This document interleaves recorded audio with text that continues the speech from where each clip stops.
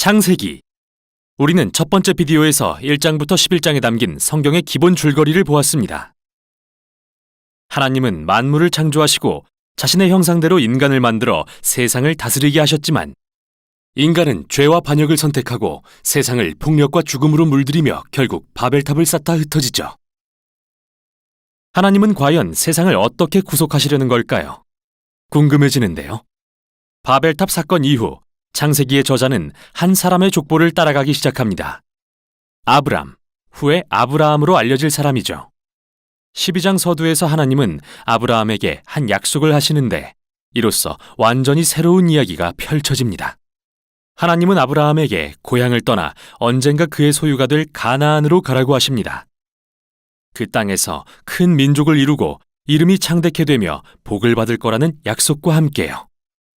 이 약속은 다시 창세기 앞부분과 연결되는데요. 바벨은 오만하게도 자신들의 이름을 드러내려 했지만 결국 뜻대로 되지 않았죠. 그런데 자비의 하나님은 별 볼 일 없는 아브라함을 불러 이름을 창대케 하겠다 하십니다. 아브라함에게 주시는 이 복은 하나님이 맨 처음 인류에게 주셨던 복을 떠올리게 하는데요.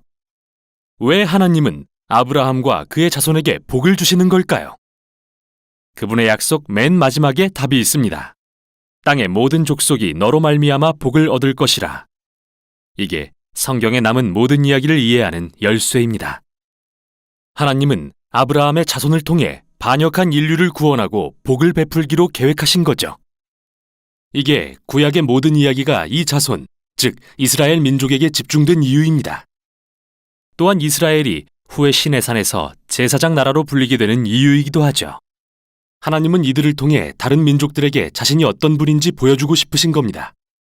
성경에서 선지자들과 시편 저자들이 선포하듯이 열방을 공의와 평화로 다스릴 이스라엘의 메시아 왕이 마침내 이 약속을 성취하실 것입니다. 아직까진 이런 내용이 명확히 드러나지 않지만 계속 읽으면서 약속이 어떻게 전개되는지 보도록 하죠. 창세기의 나머지 부분은 아브라함과 그의 자손에 초점을 맞춥니다. 아브라함, 이삭, 야곱, 그리고 그의 12아들 순으로요. 이들 각 세대의 이야기는 동일한 두 주제를 갖는데요. 먼저 아브라함의 자손은 모든 세대가 실패를 되풀이합니다. 계속해서 나쁜 결정을 하여 삶을 망치고 하나님의 약속을 위기에 빠뜨리죠. 그러나 변함없이 신실하신 하나님은 반복되는 실패에도 불구하고 그들을 구해주십니다. 그들을 통해 열방이 복을 얻을 거라는 약속도 다시 확인해 주시고요. 아브라함의 이야기입니다.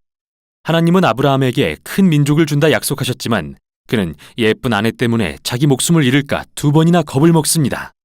심지어 부부가 아니라고까지 해서 이게 결국 모든 문제의 원인이 되고요. 뿐만 아니라 아브라함과 아내 사라는 아이를 갖지 못하는데요. 그러자 사라는 아브라함을 자기 여종인 하갈과 자기해서 또다시 많은 문제를 야기합니다. 하지만 하나님은 매번 아브라함을 구해주십니다. 15장과 17장에서는 심지어 아브라함에게 언약, 즉 공식적인 약속을 맺으십니다. 매우 유명한 장면이죠. 아브라함에게 밤하늘에 별을 세어보라고 하시면서 그의 후손이 이처럼 셀 수 없이 많아질 거라고 하십니다. 자식도 없고 앞으로도 그럴 가망이 전혀 없어 보이지만 아브라함은 하늘을 보며 하나님의 약속을 신뢰하죠. 그러자 하나님은 이 언약을 통해 아브라함이 여러 민족의 아버지가 되고 하나님의 복이 세상에 흘러갈 것이라 약속해 주십니다. 하나님은 아브라함에게 언약의 증표로 가문의 모든 남자아이에게 할례를 베풀라고 명하시는데요.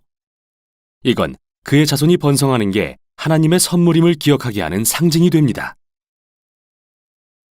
마침내 아브라함은 많은 자식을 낳고 나이가 들어 생을 마칩니다.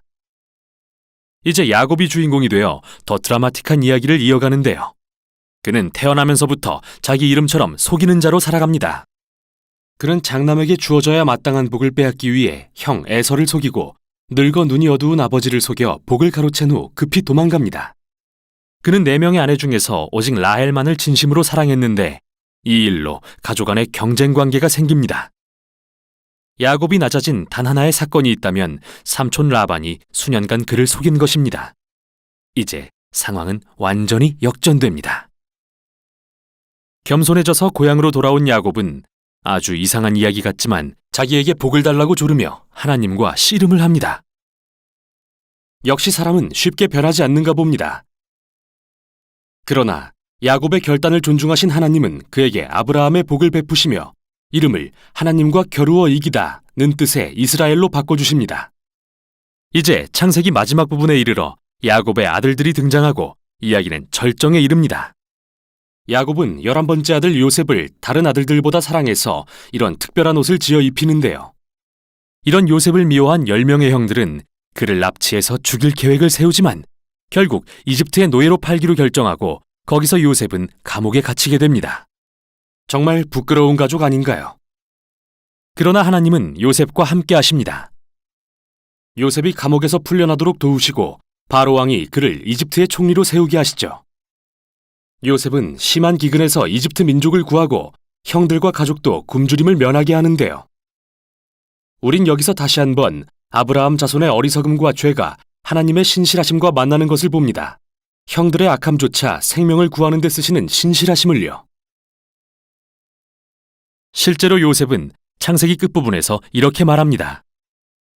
형들은 악을 꾀했지만 하나님은 그걸 선으로 바꾸사 많은 생명을 구원하게 하셨어요.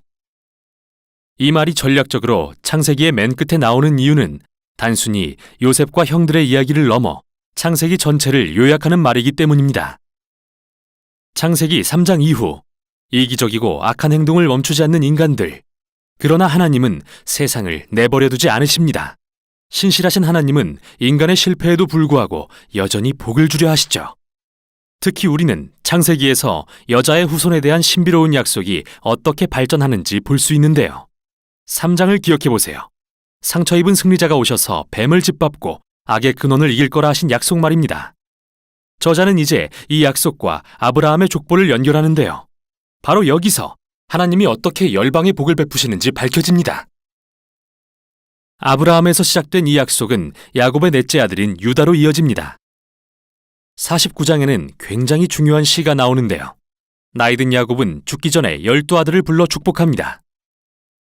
유다의 순서가 되자 그는 유다 지파가 이스라엘의 왕족이 되고 언젠가 한 왕이 나와 모든 민족이 그에게 순종할 것이며 온 세상에 에덴 동산의 복이 회복되는 약속이 이루어질 거라 예언합니다.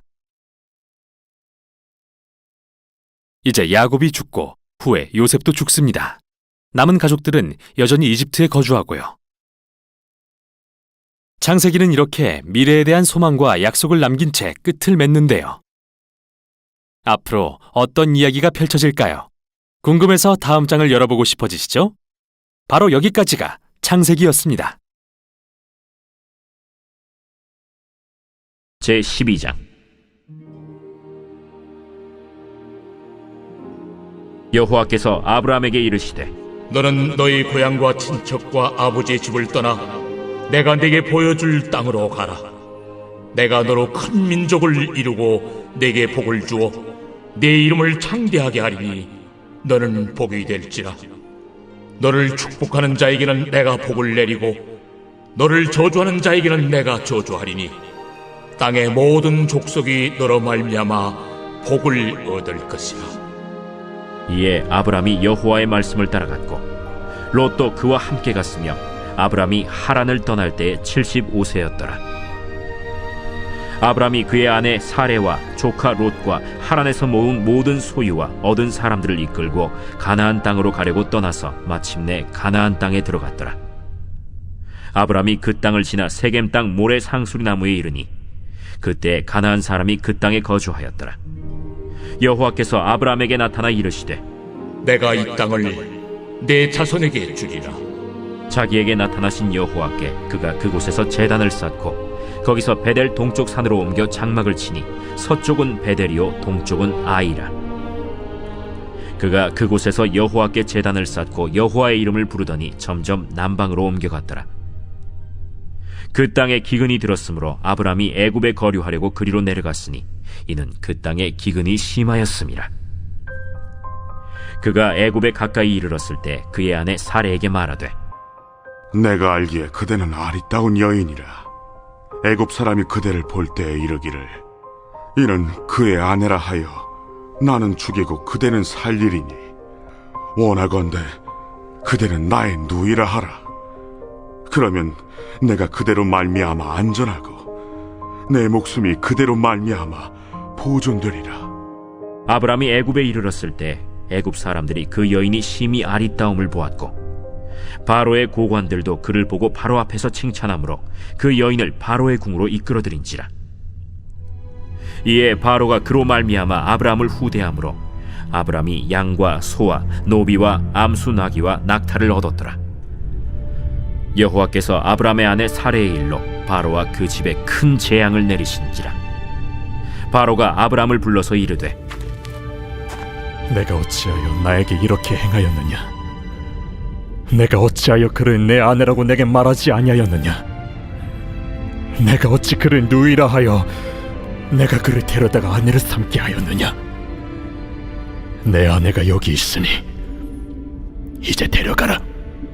바로가 사람들에게 그의 일을 명하매 그들이 그와 함께 그의 아내와 그의 모든 소유를 보내었더라.